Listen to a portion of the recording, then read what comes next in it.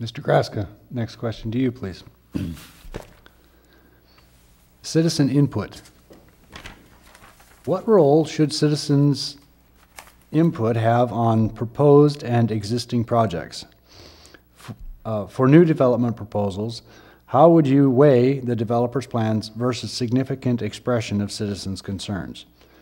Would you try to increase resident involvement? If so, how? Citizen input. Well, again, the city council is elected by the citizens to represent them more or less.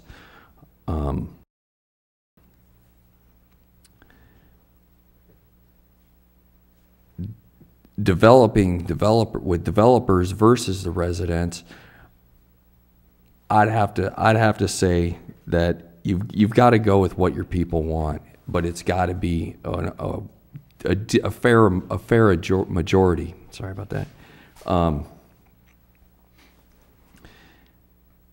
Because you're looking at the city as a whole. You're looking at representing the city as a whole and looking out for everyone's best interests.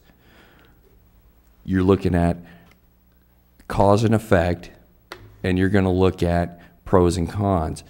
Is this development and this project in the long run going to benefit everybody more, or is it not?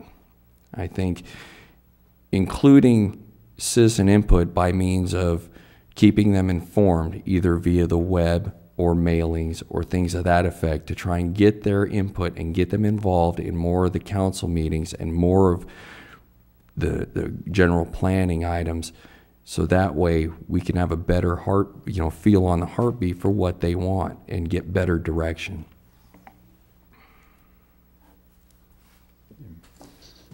Ms. Coppas? I do think that it's important to listen to the residents and to bring the things that you hear into the discussion.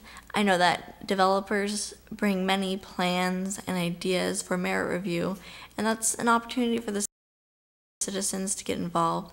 I agree with getting more citizens to come to the meetings. We have implemented different mailings and emailings, and I'm trying to get it more clear on the website what different meetings are for. And I think that as long as you listen to the citizens and you bring that through, the developers tend to try and want to work to what works best. And I think that we've had some luck in the past, and that if we get citizens to come to the meetings, like I said, to the different merit reviews and things like that, that we can get the both to come to a consensus or a middle ground that works in conjunction with the general plan. Mr. Besney? Thank you. Well, I agree that I think citizen input is an important factor in the decisions that are made by the city council. Dixon happens to be one of those cities, as everybody knows, that has a tremendous amount of citizen input.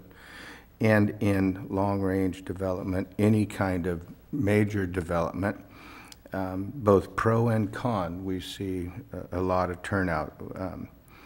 And so I think that it's an important aspect to be considered, I think, through the Planning Commission and the meetings and hearings that they conduct, and we see this on a regular basis, that people are involved.